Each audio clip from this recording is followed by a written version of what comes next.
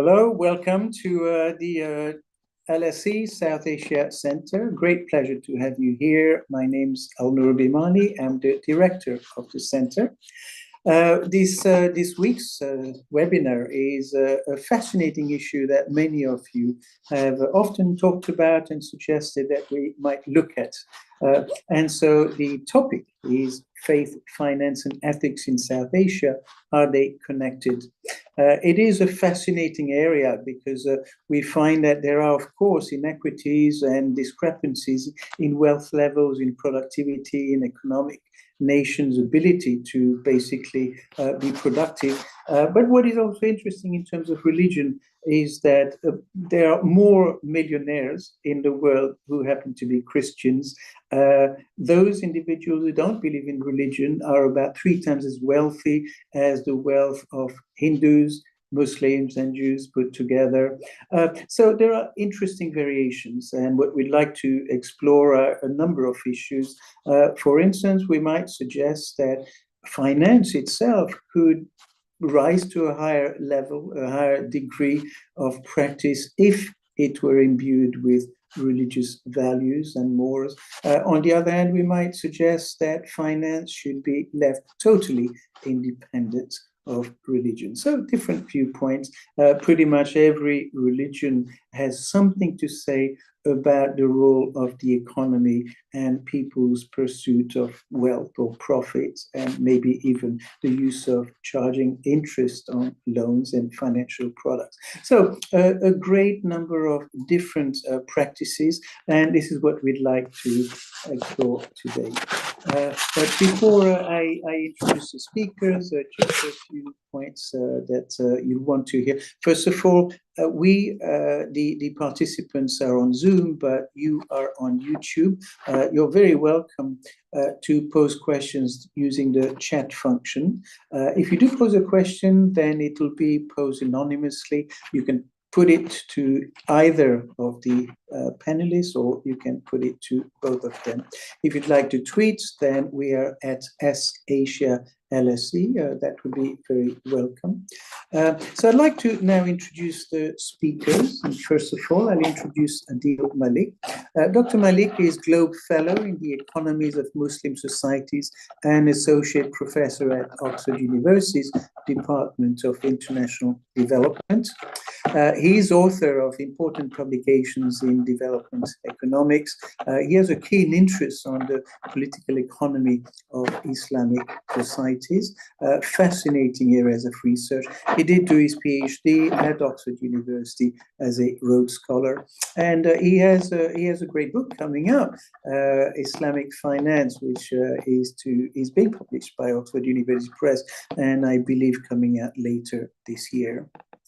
Our second panelist is Professor Atul Shah. He's professor and visiting lecturer at the School of Policy and Global Affairs at City University, London.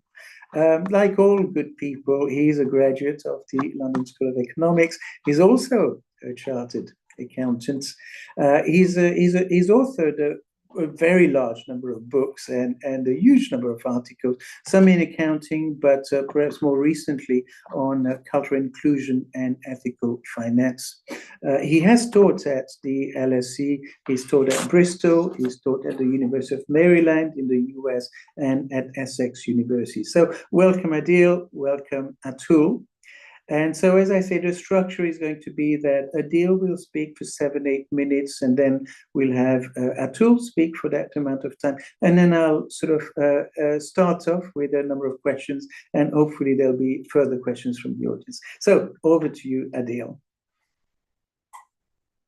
Thank you very much for this kind introduction, and thank you to Naranjan for arranging this fascinating session. Obviously, I'm going to speak more from the perspective of what I know, my own humble understanding of how Islam as a faith connects with finance. Couple of observations that I would make. The first one, obviously, is that one of the central tenets of Islamic faith is justice. And I think it's interesting how Islam places such a central emphasis on economic justice, right? And it, in a sense, reinforces um, the view in other traditions, whether it's like Christianity, whether it's Judaism, or other traditions like Hinduism and Buddhism, where in many different guises there were questions of finance, lending, and borrowing that was central to some of those spiritual traditions.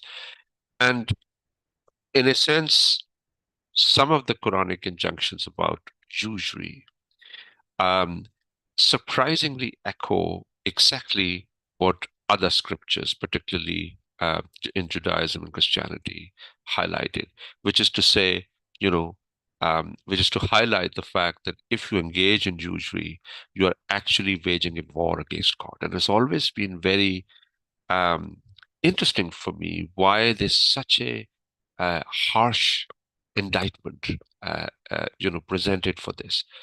And it seems to me that um, obviously when we think about usury, we are thinking about a relationship that is about borrowing and lending of money, and that there is a socially proximate lender who is squeezing the borrower um, and imposing a lot of hardship, exploiting his or her sort of difficulties and compulsions to derive a benefit out of it.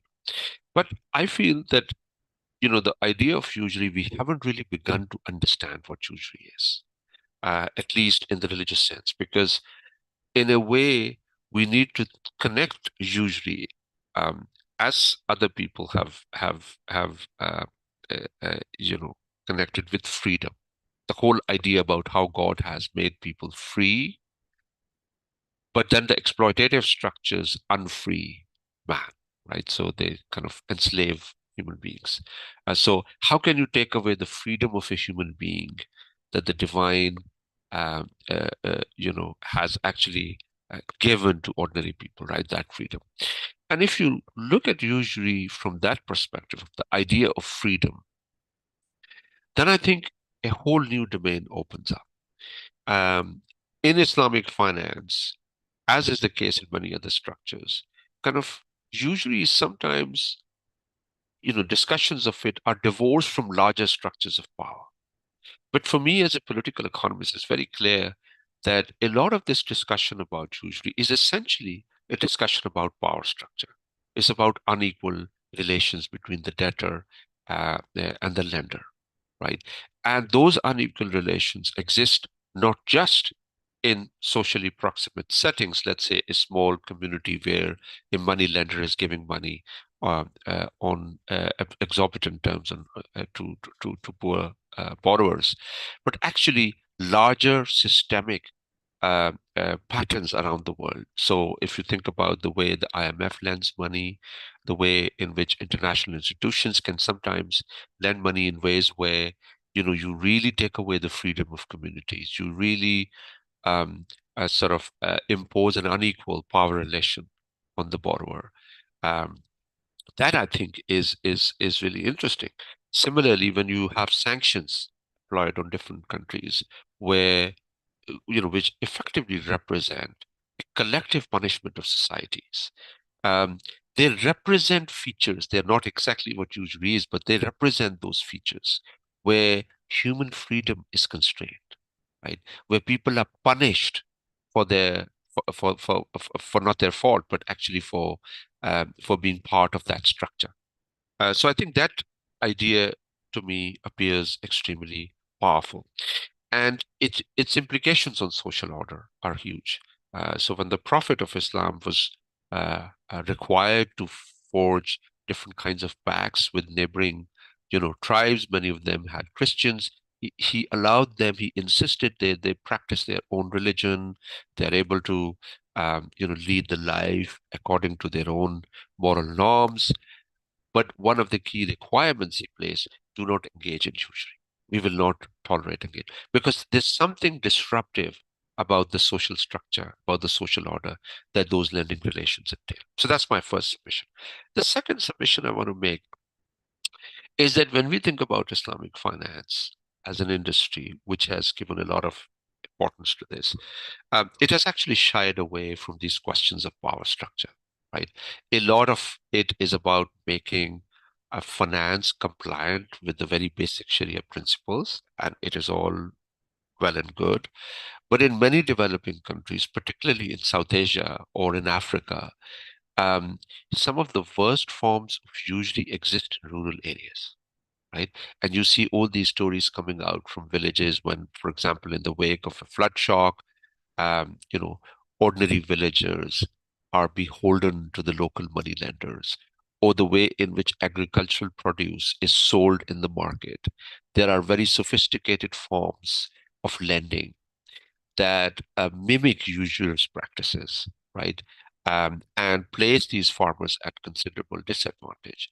Uh, this happens all the time, I find, in Pakistan, where in rural areas you have, small farmers uh, being given credit by people who will give them fertilizer or seeds, and a year later they will start asking for money.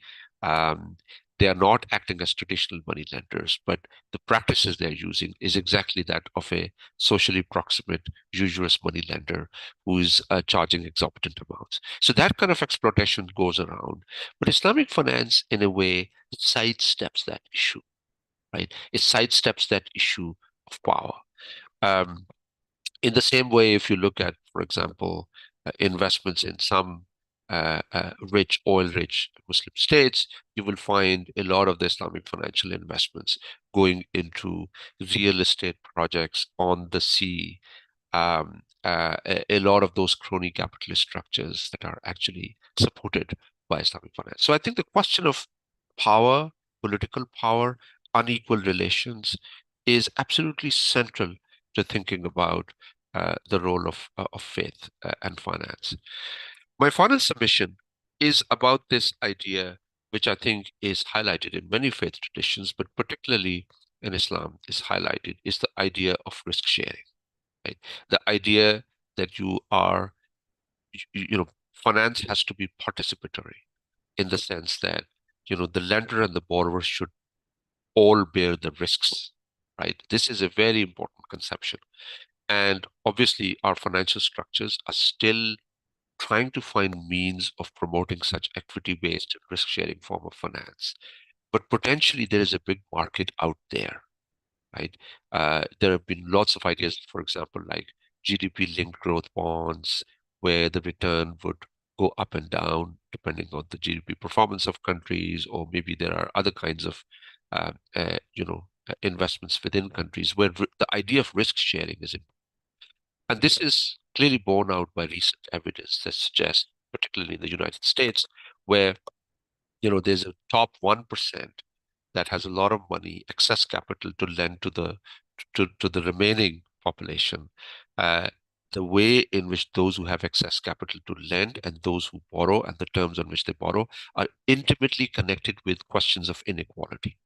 So the idea that you could create a risk-sharing form of finance where you are in a sense that's more I would say that is you call it Islamic, you call it Christian, Jewish, other kinds of principles. Ultimately, it's an organic form of finance where I am a stakeholder in your prosperity. So that's the fundamental principle that as a human being, if I'm lending money to you, um, I want you to succeed and I want to be a partner in your success, in your failure. That is the the root of the whole faith-based traditions. It's part of that perennial philosophy that has existed in almost every faith tradition, one way or the other, that we are all interconnected. What happens to you happens to me. And so, if you create that kind of organic finance where we are all stakeholders in each other's prosperity, it really gives a very different view of the world. But why it is difficult to implement? Because it would have real implications on how economic and political power is distributed within and across societies. It is going to have a disruptive effect in terms of political and geopolitical distribution of power. And so that's why I think these questions about faith and finance are not just questions that exist out there in the periphery where you can do good things and feel nice and make other people feel nice.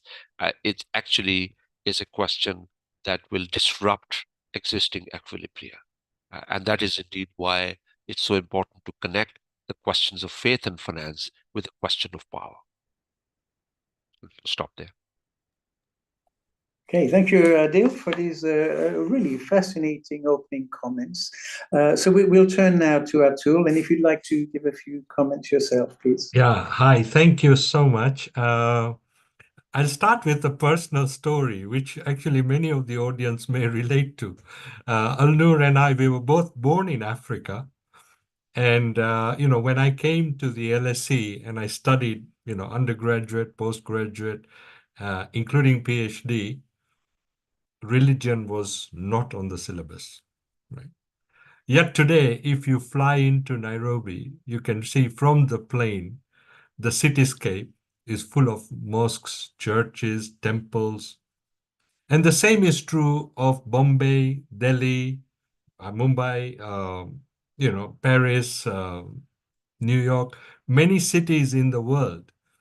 Faith has had a very big imprint on their economic life. I mean, if you go to old Mumbai, there are 6 fire temples in old Mumbai.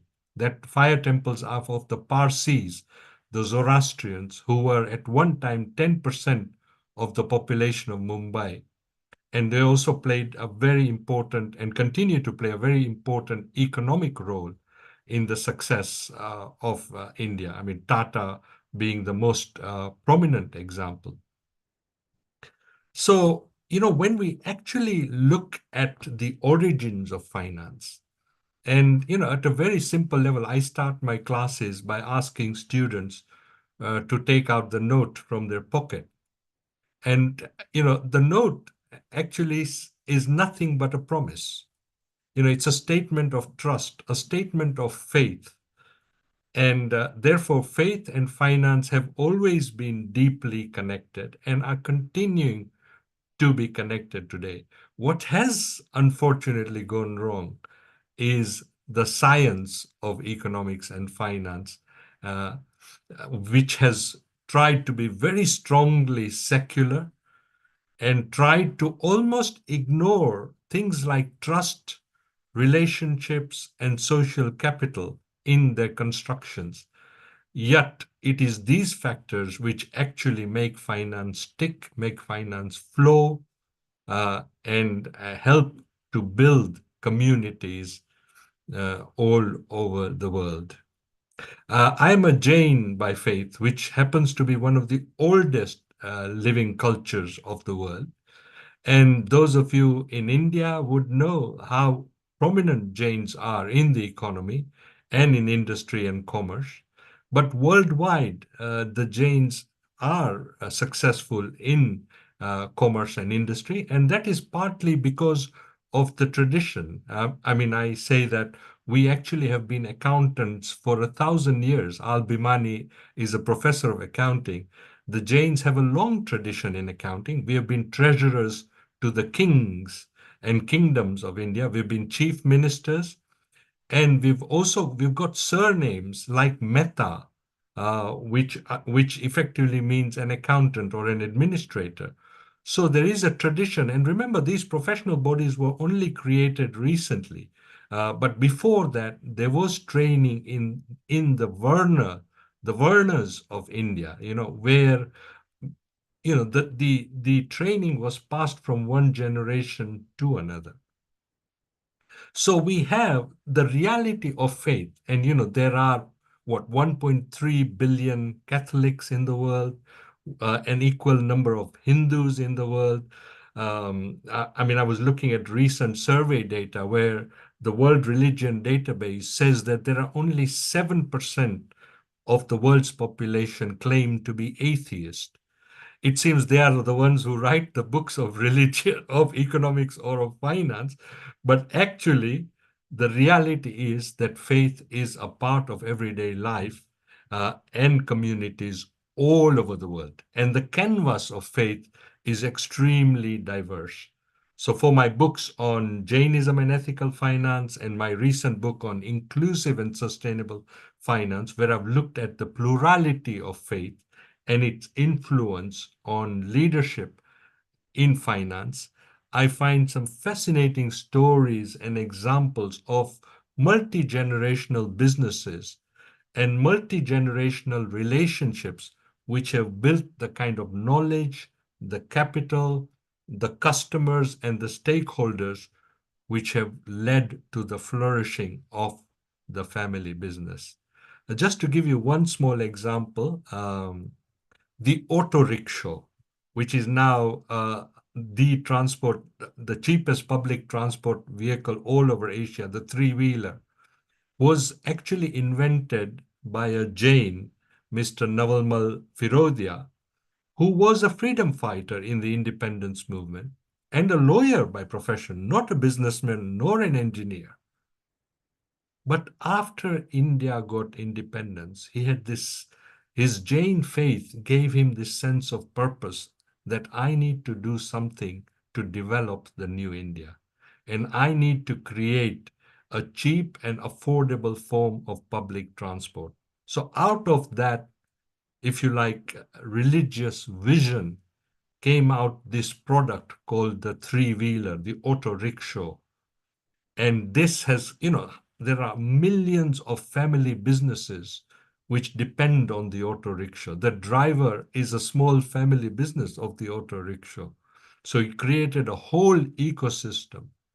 And one of the things that when we talk about, and as we go in the conversation, we'll talk about sustainability being the biggest challenge today, how to protect the environment and how to live within our means.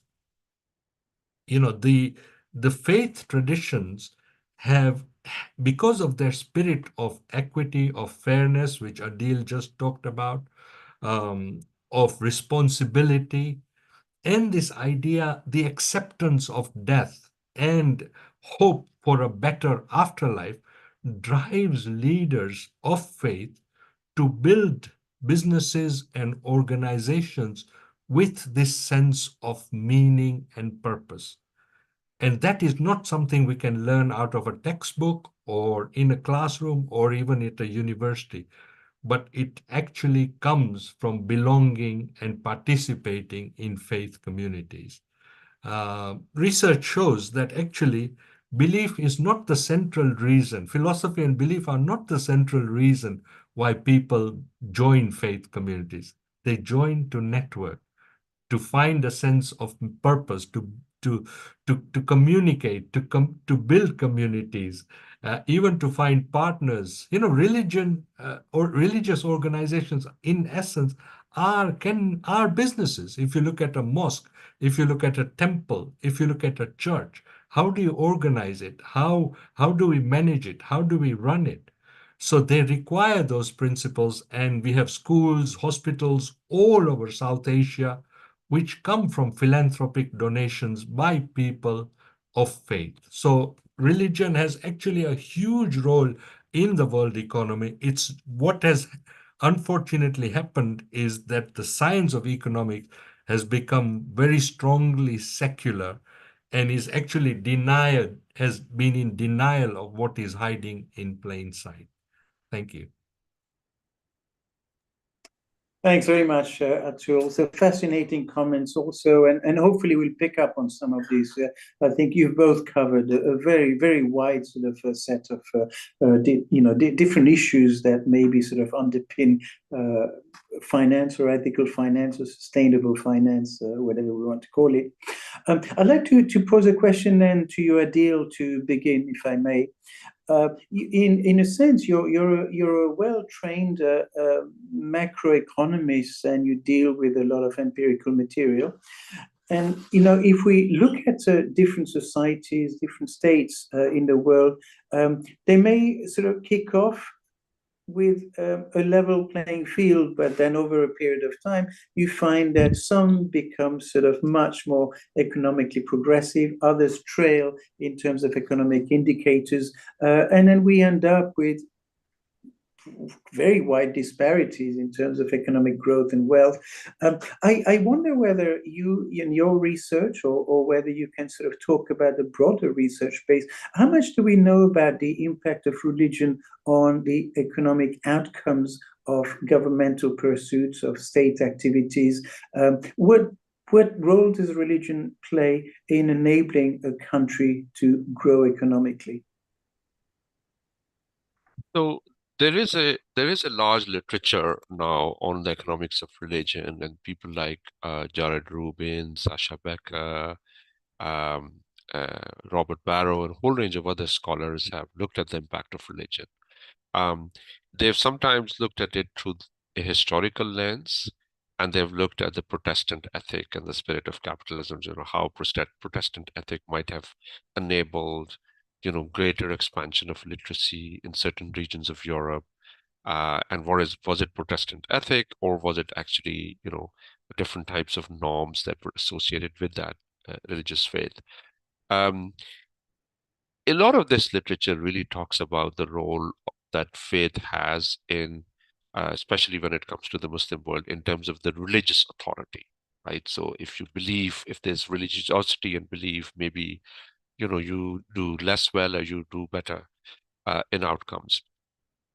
Uh, I believe a more productive approach in thinking about the role of religion across societies is really to look at the way in which a religious authority intersects with political and economic power. This is extremely important. And then this was also apparent from Professor Shah's comment. He's absolutely right. I mean, if you go to Nigeria, you find, Church of God everywhere. You go to Pakistan, you have mosques everywhere. But you go deep down, there's a political economy around these institutions, right? There's no way you can study the shrines in Iraq without looking at the sprawling economic empire that many of these institutions control. You cannot but notice the role of this sort of economic power in the early rise of Christianity. You could see that, when you watch that movie about Jesus of Nazareth, and you could see that, the way he approached the temple and he overthrew the tables of the moneylenders, right? So it's quite symbolic that at that time he was really talking about not just religion and those religious figures who were in the temple, but the economic structure, the political structure that is part and parcel of it. So I believe that, yes, there is work that talks about the role of religiosity, and it takes particular approach. There are different aspects, and people have looked at the Hajj, the impact of the Hajj. People who go into the Hajj, they tend to trust more. Um, and so on and so forth. Or maybe there are others who say when those who fast in Ramadan maybe are less productive. All those sorts of studies that we know that exist, or Islamic laws of inheritance, and maybe they, do not help to promote entrepreneurship. But I think it's very hard to unpick the question of faith from that of power, right? Because faith has always been, true faith has always been quite radical and revolutionary. It has empowered ordinary people to take decisions in their hands. But the powerful have always liked to use faith as their ally, right? And so, what faith you talk about is the question at hand. And in many of these contexts, the religious contexts that we study across the world, particularly Muslim societies, there's a political economy of religion, which is hugely important to understand. So, of course, there is the impact of the belief, but there's the impact of the belief, the way in which it is practiced. It is true that in many ways, um, big gods, these large monotheistic structures have allowed cooperation at scale. If you look at the story of the expansion of Islam in different parts of the world, it happened through the agency of traders and Sufi mystics who were often embedded in these long distance trading networks. And they help to create networks. And those networks help to create strong community relations. I mean, my friend Sumitra Jha's work is fascinating in this regard. He looks at South India, and he looks at the way in which contact with Arab traders allowed, had a long durée impact on Hindu-Muslim cultural relations in that part of the world. And it actually was a very positive impact. I had a student who studied, um, the impact of religion in Lucknow in India on these particular craft chains where Hindus and Muslims were together, involved in that in that trading enterprise. And it had a very different type of cooperative relationship, right? Religion had a very different meaning in that setting. So in most of these contexts, religion is and faith is part of those local relationships, those networks, those trading relationships, and it's very difficult to unpick. Uh, but clearly, religion can be a resource for the poor. Religion can be a resource for the powerful. What view of religion do we have in mind that can really empower people? And to me, most of these religions, including, I mean, if you look at, um, you know, Moses, these days there's an interesting drama serial on Netflix, and it's the story of the Moses. And as a political economist, when I look at that story, it's a story of power. He's just going up to the Pharaoh and challenging his rule. He wants to free up the slaves. And the Pharaoh says, okay, who's your God? What does he want? And he says, he wants to free, he wants that you free these slaves. And he laughs out loudly and says, oh, so your God, cares for these slaves. So that story to me is as radical as it could get because it's saying the most powerful of all, which, the prophet believes the God to be, is aligned with the most powerful, the most vulnerable of the community. That's one view of religion. There's another view of religion where, you have the Mufti of Damascus, the Mufti of Jerusalem, the Mufti of this, that, or the other city is aligned with the monarch or with the centralized ruler, and lends his weight to those rulers, whatever they want to do. They are allies of it. So, is faith an ally of the poor, or is it an ally of the powerful? Again, is a question. And within Islam, it's much debated. I mean, we often talk about Mansur Hallaj, that famous, religious scholar who was put to gallows, and he said, "Anal haq," that I am the truth. And of course, a lot of people think, well, he was killed because he tried to equate himself with God. But no, if you dig down deeply, what he was saying, he was talking about fiscal exactions in Baghdad at that time, that it was a time of corrupt rule. It was a time when the ministers had huge stakes in the economic system. It was a crony capitalist system of the time in those days. And there was a famine. Many of those ministers controlled the grain trade. They had grain stored in their houses and in their palaces. And there Mansur Hallaj rose and said, it is completely Islamic that you go and take over these storage houses of the rich and take away the grain and distribute to the people so that they can eat and survive. That was the real crime.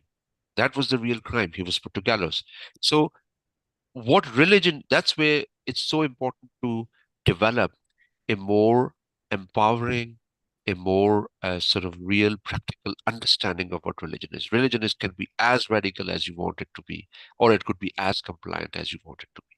And that struggle has always shaped human history, right? The way in which religion is. That's why even Marx said, religion can be opium for the poor, or it could provide heart to the heartless, right? And could provide a form of faith that helps communities to stay together. It could be both inclusive, it could be exclusive. That's why our understanding of faith is so critical.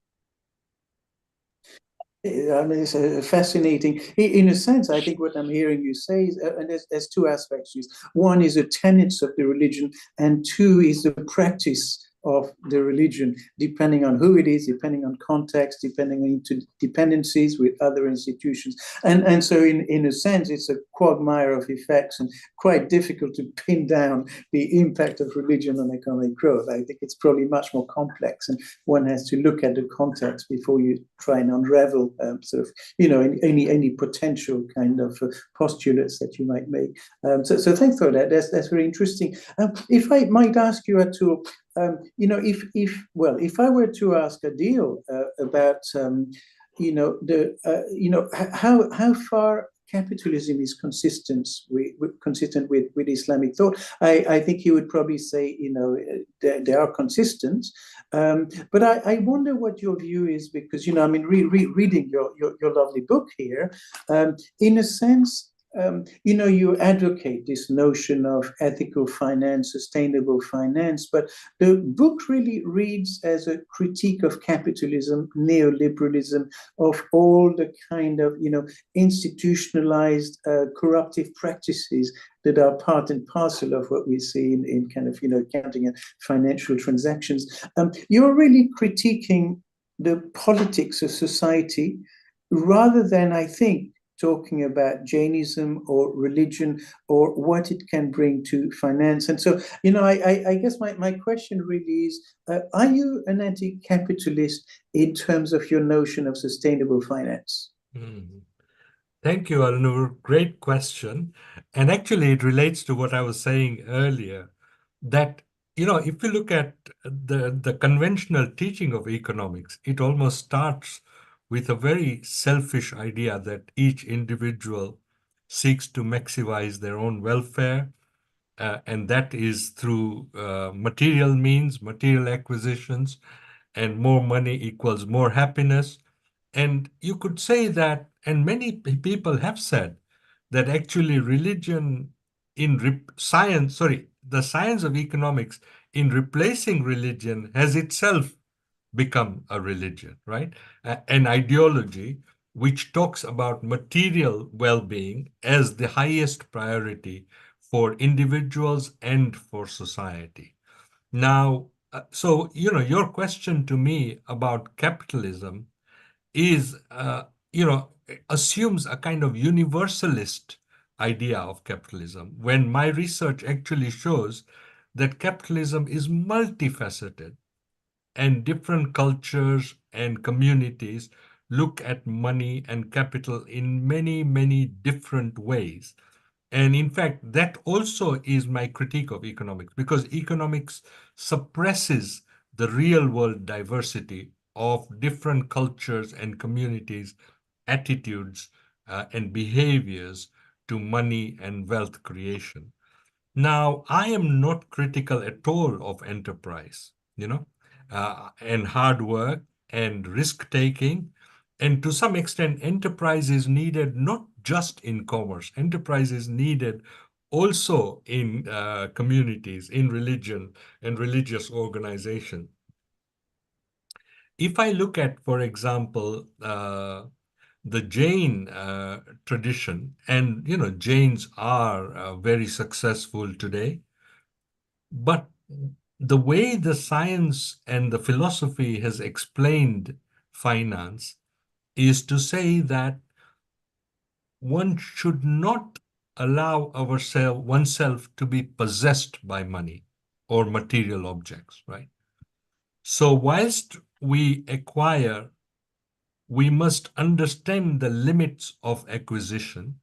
And that is also why Jains are also one of the most generous philanthropists in the world. So this idea of money is to let it flow.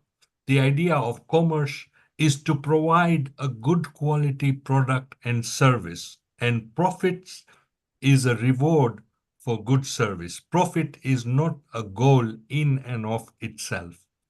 And that is also why many of these faith-based businesses all over the world have survived multi-generationally, because the motive directly was not wealth extraction, transactional customer exploitation, etc. So So capitalism is very varied, and the mistake we have made as scientists is to give it a kind of universalist frame and to also misunderstand the diversity of cultures and belief systems in the world and languages.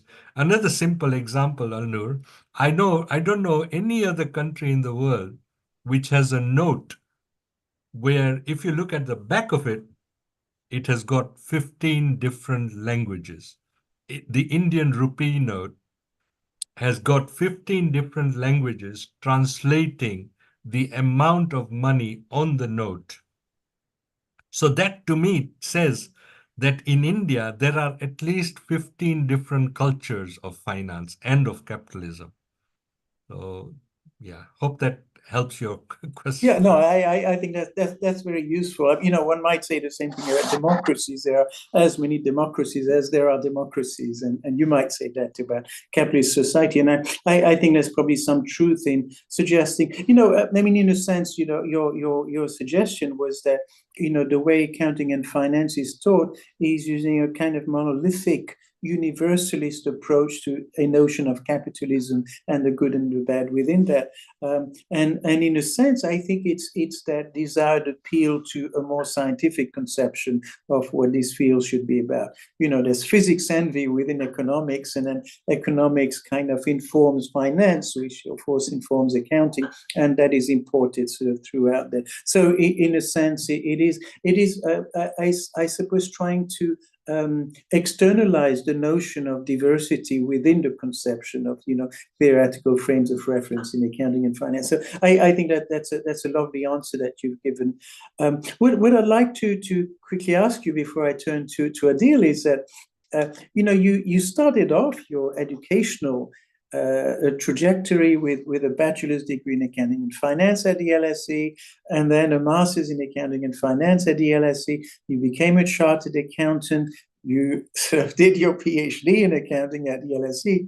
And yet, when I hear you speak more recently and I read your writings, it's almost a rejection of everything that one would undergo that trajectory for in an attempt to pursue something that you now see as, very problematic. So, was there, an aha moment as you were being educated that this actually doesn't work for me? Or did you know that at the outset, being a Jain, or did this come much, much, much later in your sort of academic career?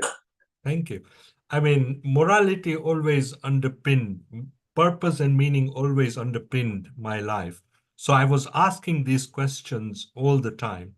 At LSE, especially during the PhD training, I did a course on philosophy of science with Peter Miller. And that was an aha moment, because one of the things that came out is actually truth is multifaceted. That actually there is no single truth, no absolute truth. And suddenly you realize, okay, so this is why a PhD is called a doctor of philosophy. And so philosophical thinking and inquiry really awakened in me once again during that time. I had very deep philosophical lectures as a child growing up in Mombasa in Kenya when we had our community festivals, right? So at that time, I was kind of trained in the University of Life. And then after doing the PhD, as I started to look into it, and I of course, my PhD was about creative accounting and how these large corporations were using bankers, lawyers, and accountants to issue the profit figures they wanted to issue and to earn the bonuses they wanted to earn. So I was looking at this collusion of professionals to undermine the system. And indirectly, that showed the contradictions of what we call modern capitalism, right? And professionals are driven by public interest, or it ought to be driven by public interest. That's why they're professionals and not traders or ordinary people. that sense of public interest had disappeared. But then when I started to look back into my tradition and why, for example, my brother is an accountant. In every Jain family, there are at least two accountants. Sometimes people have to start counting how many accountants they have because it's such a normal thing. But when I started to inquire about that and dig into that history, I realized that the values of the Jains in terms of public service and in terms of professionalism and respect for knowledge and education, when you put all those things together, you automatically create accountants with public interest. And this is why we have become successful and over time as well. So in a sense, what we are missing, I think, with our educational systems, and I've written a book on reinventing accounting and finance education, Alnoor, is that we are disconnecting. We are also, not only is our kind of science universalist, but also our pedagogy, our method of education disrespects the culture and character the student brings into the classroom. It almost says that your background, your character, your upbringing is not relevant to accounting and finance. And what we need is a counter revolution which is holistic, which respects the diversity of cultures and characters which people bring into the classroom. And we help enable them to discuss, to engage, to dialogue, and through that, see how, at its very root, finance is about trust and relationships, and how, if we operate through trust and relationships in finance, we will never be out of work. Okay, all right, okay. So, it sounds to me like you've learned more from the University of Life than you did at the LSE. But let me turn to Adeel, if I may. I think in some of your writings, you suggest that the ideas and practice of Islamic finance are not exclusive to Islam at all. My kind of starting point is then what is Islamic about Islamic finance? Yeah, so when we think about Islamic finance, you have to recognize that this is a modern industry. We are really talking about Islamic ethics in finance. And I think as a faith-based approach, Islamic finance is indeed different in the sense that it places a lot more emphasis on financial, trade, economic matters. If you read any of the fiqh books, religious discourses, a lot of it is about contracts, ownership of assets, because you have to remember that in the early period of Islam, a lot of the religious figures or religious scholars were also traders. They were merchants. You go to any area where there's a market, there's a mosque sitting right in the middle of it. So they're really joined at the hips in ways that other faith traditions, may not display that level of integration of economic matters and financial matters in this. Um, I think Professor Atul is absolutely right that as an institutional economist, I could tell you that one of the key questions that we always ask is how do you create trust and cooperation? Because a lot of the business activity is based on quid pro quo. And often the quid is separated from pro quo on a temporal scale, right? You make an order today, you get a delivery later. There's a huge sort of gap that could exist, and there's a potential for opportunism, for cheating, right, for lack of trust. And different societies have been trying to deal with it.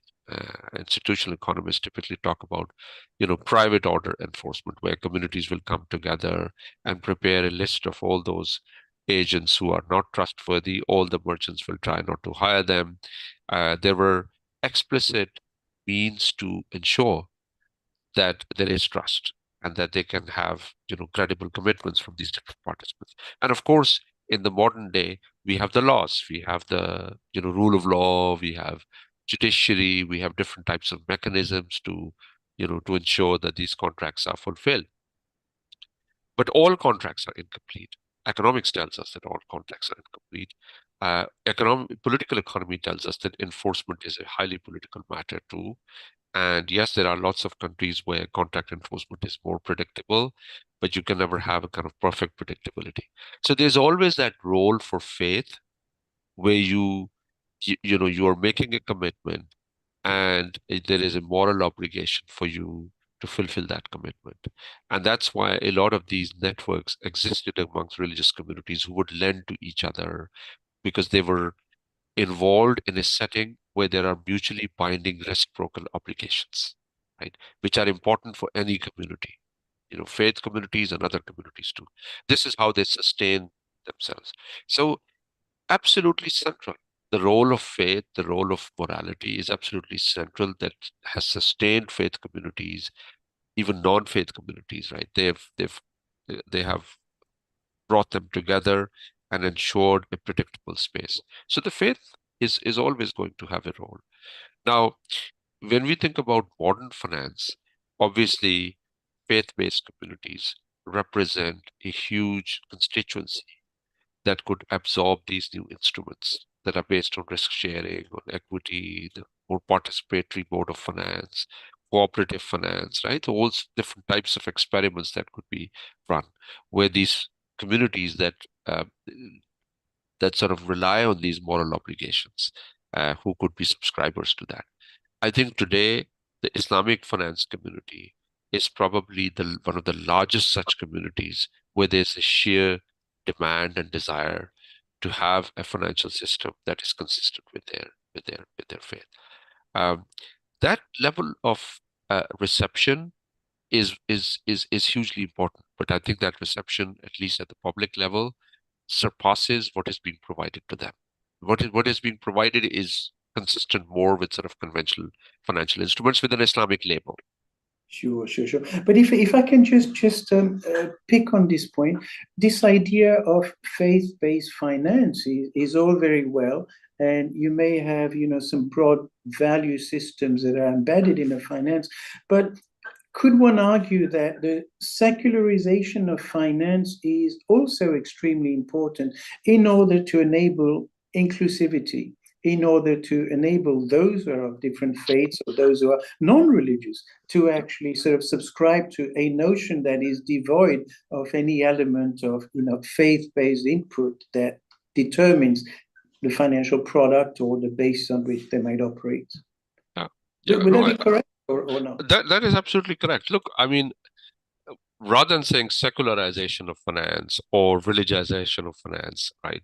It's all in the fact that who gets credit and on what terms, and can those who have good ideas but not good contacts or not good collateral, can they get access to credit? This is a question that all societies have grappled with, right? And ultimately, you need to ensure that there's access to finance to most productive uses and to people who are most, who rely on that funding. But that the conventional system, till we have an alternative system, we have to work with the conventional system. But I think the conventional system needs more competition from these new, smaller initiatives that are bottom-up approaches. Today in the context of Palestine, for example, even in the heart of academia, there's a question being raised about how money goes around. It's amazing. A lot of people are learning the way in which universities are investing in arms companies. Those arms companies therefore are producing products that are being used to kill people. That is a larger ethical concern. Even a secular individual who doesn't believe in a faith-based finance could ask the question, is this morally right? Is this kind of finance morally right? So I think the the scope for discussion when it comes to moral and ethical finance is much wider. Okay, all right. So I think that's very good. I think what you're perhaps suggesting is that when you talk about faith-based finance, the limit ends where you're talking about universal notions of human rights, morality, and so on, rather than the intricacies of what the faith might.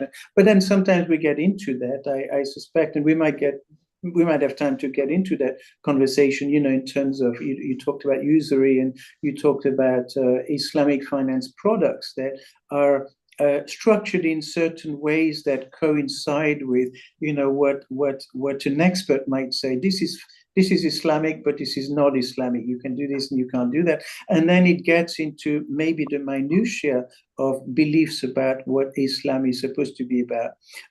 Just as an aside, I spent some time in Pakistan, and I was talking to finance scholars who talked about Islamic finance products, and they gave me an instance of a bank in Pakistan that was developing a new product, and one of the clerics, as it were, suggested this is not an Islamic finance product. You need to change certain parameters, and the bank basically went from one expert to another until they found one who kind of rubber stamped it, saying, to me this coincides with what we. So the point I'm making is that perhaps what you're suggesting is that you identify certain values, certain rights that most of us would agree with, and that's where you end the faithness of a financial product. Would that be correct? Or you think, perhaps we actually go beyond that when we talk about faith-based finance? Yes, I mean, I think I would say, given the limited, humble knowledge that I have of this field, because I kind of observe it on the margins, um, my feeling is that it's more the proof is in the pudding, right? Ultimately, you can evaluate any form of finance in terms of whether or not it extends finance, it makes finance more accessible to people who would otherwise not have that access, and that it actually helps to promote social justice, equity, right? So when religious scholars, you talked about Pakistan, when religious scholars talk about whether or not Pakistan's financial system is consistent with Islam, they're always talking about interest rates and the central banks, whether or not they should be using interest rates. And they're looking at these mega issues.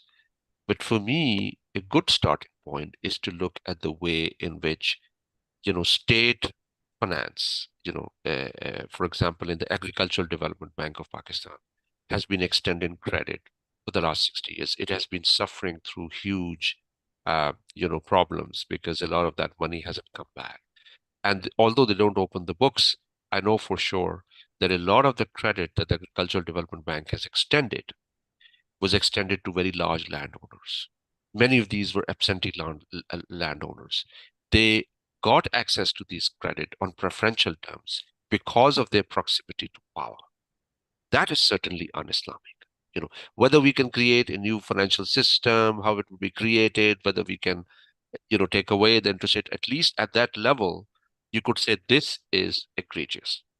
The other thing that is egregious is that throughout the late 1980s and 1990s, many of the banks, particularly nationally owned banks, state banks, were extending credit to textile and other firms who were politically connected, right? Politician-owned firms. And there's actually excellent work done by Atif Mia and Asif Khaja that looks at, the default rates of those firms were significantly higher, and they were more likely to have gotten access to credit simply because they were closer. So these debt write-offs were a big scam of the 1990s, right?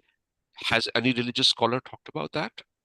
I would doubt anybody's talked about that. But to me, as a political economist, is a central question of ethics. And, it's something that people who espouse ethical finance should be talking about it, right? So in many ways, the way in which the German local government system works, local development banks, the way they promote entrepreneurship and enterprise, the way they support local industries, the way they lend money to cooperatives, could in many ways be more consistent, even if not fully consistent in terms of its interest rate arrangements, but it's closer in terms of the ultimate objective, which is to create, allow people to create more firms, to create jobs, to support livelihoods, and that's what ultimately any ethical system has to promote. So my sense is that these discussions, especially by religious scholars, um, can be quite divorced from the local realities. I mean, if you go around I mean, I did a survey way back in time in rural Punjab, and I was amazed at the way in which local farmers, especially small farmers, landless farmers, they are indebted, they are in chain of debt for generations, right? And I came out of the village and there were three big offices of big religious parties, right? And I said, my God, hang on a minute. These guys are sitting right next to the farmers, but they are not talking about the worst forms of exploitation that finance is affording. And so when it comes to Islamic finance, it typically, you have these trader communities in Karachi, Lahore, Islamabad, right? If they want to be devout Muslims, they want to borrow money according to Islamic principles, and that's good and fine. But ultimately, where you have the real concentration of exploitative finance, you don't find any provision. When it comes to large lending structures within the country, they're favoring the rich and they're favoring those who are connected. Those are the ethical concerns that should come about in a more central way. But I guess I'm kind of repeating myself again and again, trying to connect faith with finance, with deprivation, with poverty, and with the idea that it's not just enough to say, Islamic finance is preferable because it's Islamic. No, you have to look at how it's working on the ground, where it is doing. I mean, it has tremendous potential for good. I mean, don't forget that in the early days of Islam, one of the most remarkable achievements was to actually make trade financing participatory. Even prior to the advent of Islam, some of those arrangements were to say, if I am a merchant with relatively modest sums of money, I could actually put my money into a large trading expedition of that time where caravans were taking goods to Syria, and I could form part in that trading enterprise, even though I have less money to lend. So there was really good, efficient pooling of capital that allowed relatively small investors to join up and grow, right? Yeah, right. Right. I know. I think that's very very useful. In a sense, I suppose you could argue that ultimately Islamic finance could be perhaps very successful if it ensures this notion of mutual benefits for all parties and this participatory sort of element that you've identified. So I think that's very good. But turning to Atul again, um, you you are a non-mitigated critic of education in the West, especially in relation to accounting and finance. I think in your lovely book you suggest that there's excessive focus on positivistic, ahistorical, apolitical, acultural in the construction of the field. If there were to be an Atul Shah School of Business, how would accounting and finance be taught in that school? Oh, first of all, thank you so much, Al, for that question. Coming from a world authority on accounting, it does make me shudder. But I do think that micro accounting, I mean, Adeel talked about some of the small participatory finance. I when I go to India, I go once a year to do some research. I speak to the fruit seller. And recently, I asked the fruit seller, "So how are you? How are you doing in your business?" And he said proudly, without even thinking, he said, "I pay the school fees of three children from this from selling fruits." And then he said to me very proudly, he says, "What I am doing is giving health and well-being to people." I mean, just think about it. So, what we've done, we've corporatized our whole education system when actually a lot of the science and a lot of the wisdom is very much rooted on the ground. And this fruit seller, when he said that I am paying the school fees of three children out of this business, he was very contented. And I did ask him, I said, "What do you think of these Mercedes passing by? Don't you think you would like to own one day?" He said, "Sir, I'm happy the way I am, and they are happy the way they are. That is fine with me." And then he also went on to say, he said, "In my fruit stall, I've been able to provide my children with skills about trading, skills about giving good customer service.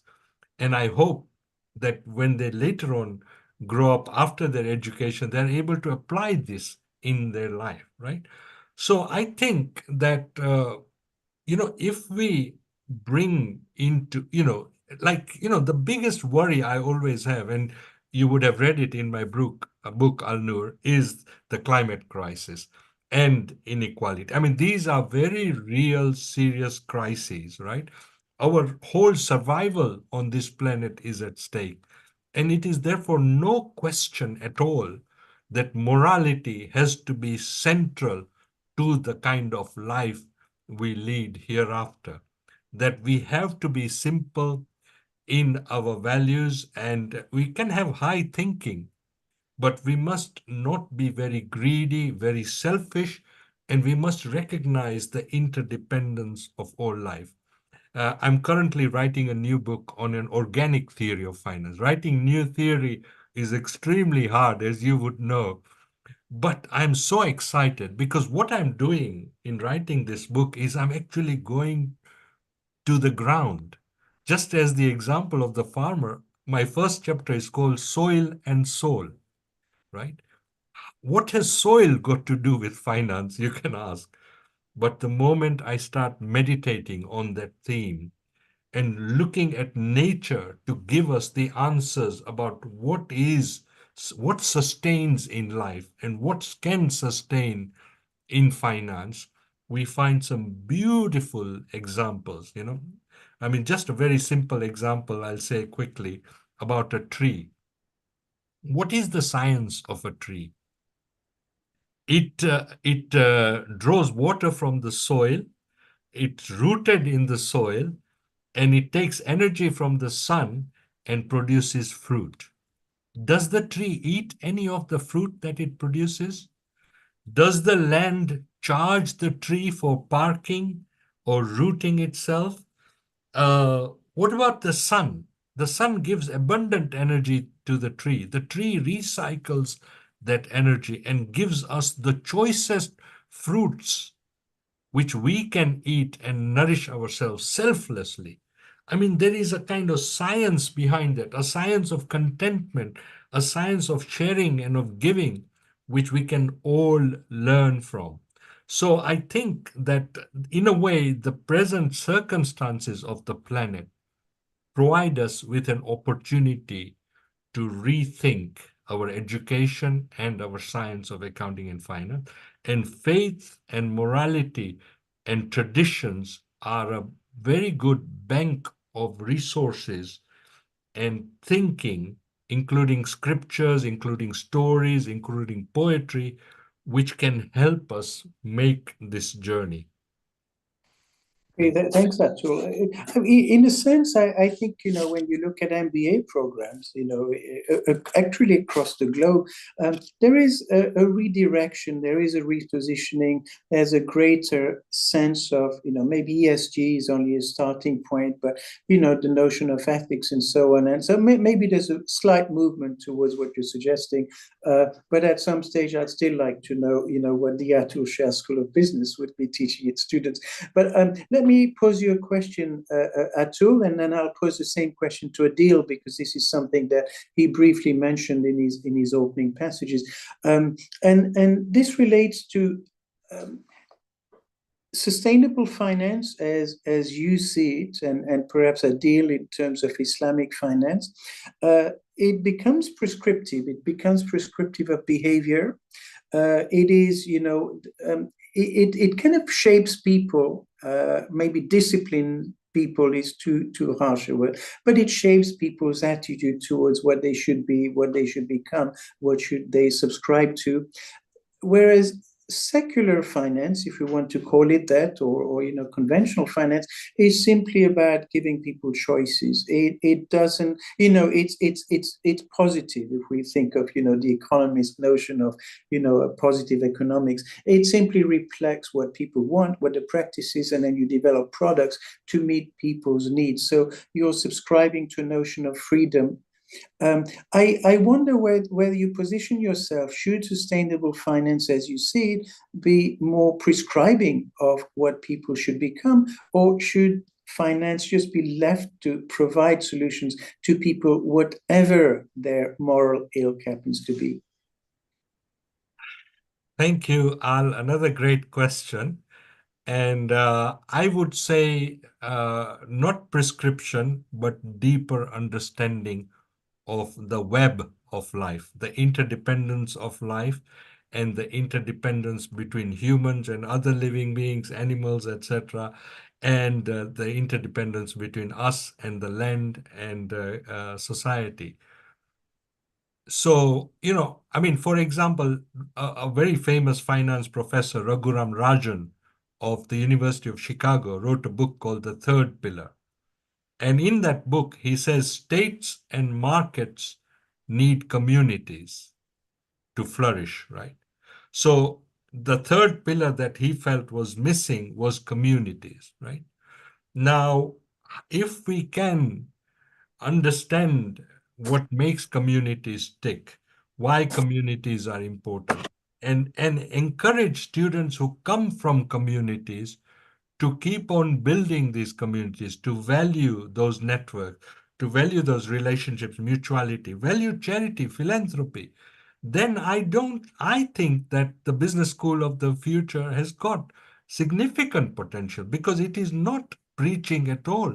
It is actually drawing from the science, the interdependent science of life, to show how we can all live with one another in peace and at the same time have sufficient to feed ourselves. And if we want to grow in terms of knowledge. You're a professor, Al. You know what growth in terms of knowledge means. That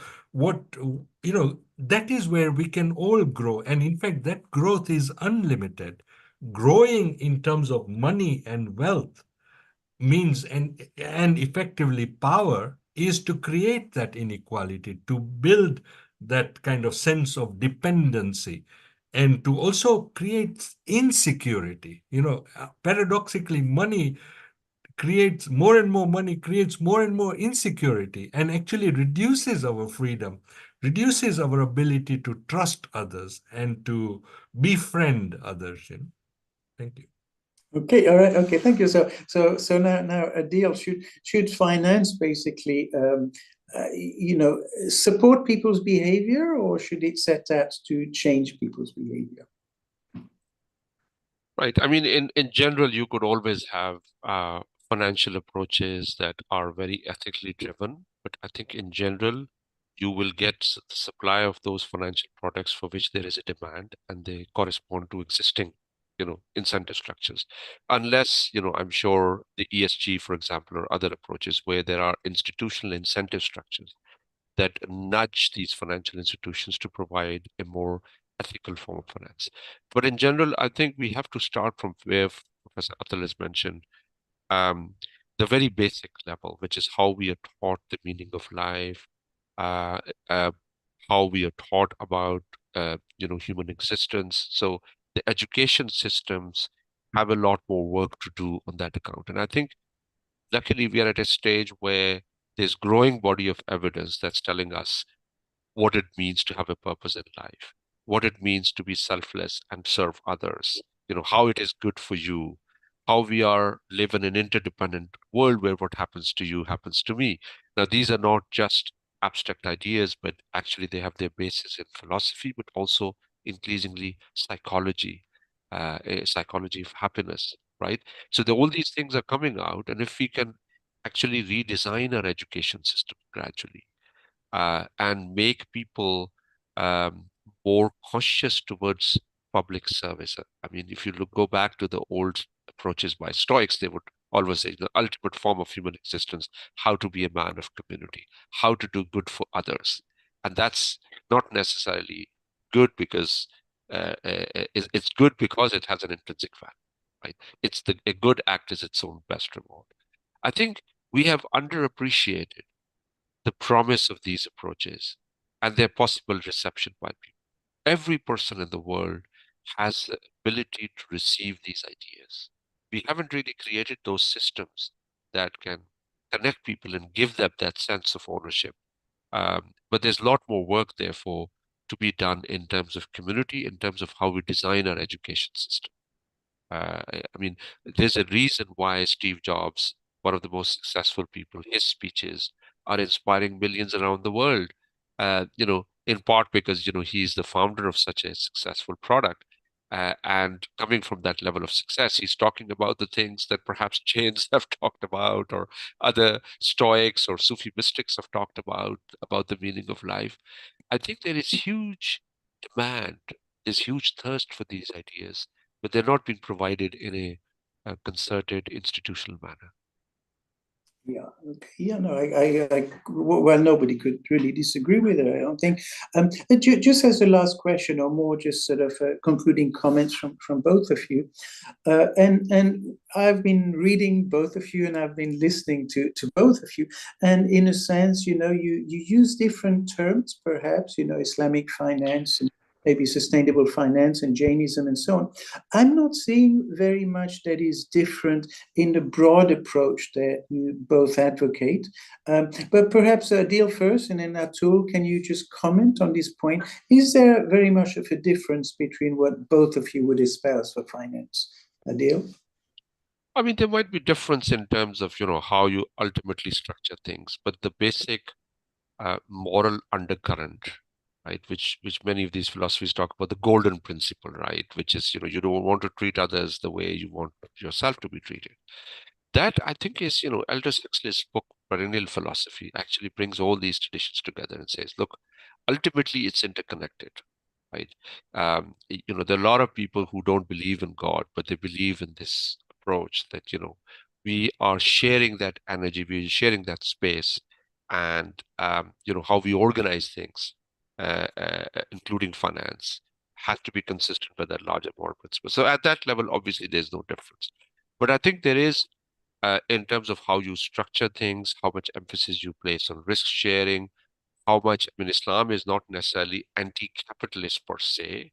It wants private enterprise, it wants promotion of, it recognizes inherent inequality amongst individuals, societies, etc., but with a very strong redistributive impulse. That I think there is a common ground where Islam can speak with these other traditions, right? There's that common ground that exists. Um, but I think it is good to have a lot of these distinctive approaches that share the common ground to be working towards a common objective. That is good because it creates that level of competition, different types of approaches. And even within Islam, by the way, I mean, there are a lot of scholars who would agree what I'm explaining. If you speak with people like Justice Taqi Usmani or other religious scholars who are obviously a lot more knowledgeable than myself, they may not ascribe to what I'm saying. I think there is a real, even when it comes to ethical based approaches or the role of faith, there's massive room for debate, for discussion, for learning. That room exists within the world of Islam, and it also exists between Islam and other faith-based traditions. So just a very quick one on this. Do you believe you can be a good Muslim by not partaking in Islamic, sort of finance products? I think yes, you can be, because the type of Islamic finance that we have now is basically a conventional finance in an Islamic wrapper, right? And so at this moment, I think you can actually be a good Muslim while not partaking in Islamic finance. It's not as that seal of legitimacy that is important, but I think it's, what the Islamic finance industry has done quite successfully is to create the aspiration for an alternative financial system and to highlight the Islamic ethics that should motivate Islamic financial system. That I think is its biggest success. The practice is not there, and it's not necessarily because the bankers haven't given us those. It's because of the failure of people like myself, scholars, the intellectuals who haven't really worked on good products, on different types of approaches that could deliver. I think that is something, I won't pin the blame on the bankers and the industry people in Islamic finance. I think it's a collective failure.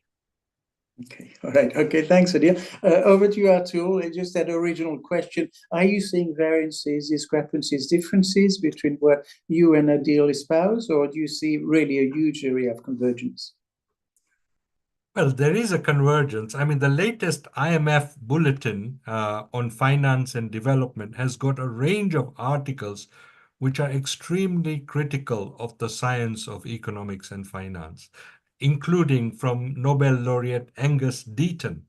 So, what they're saying is actually that economics has to be interdisciplinary and instead has tried to create a silo of its own, it has to be much more pluralistic. It's too obsessed by its abstraction and its models and its calculations and its equations.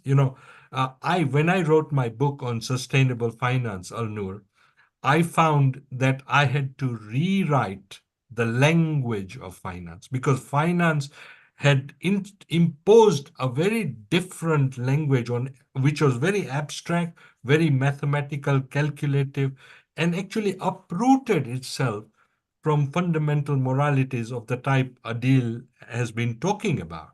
So I had to recreate that language. But of course, once we recreate the language, we also find lots of connections with people from all faiths and none as well, but people who want a life, who want to live a life of responsibility, a life with moral values, and a life of caring and sharing.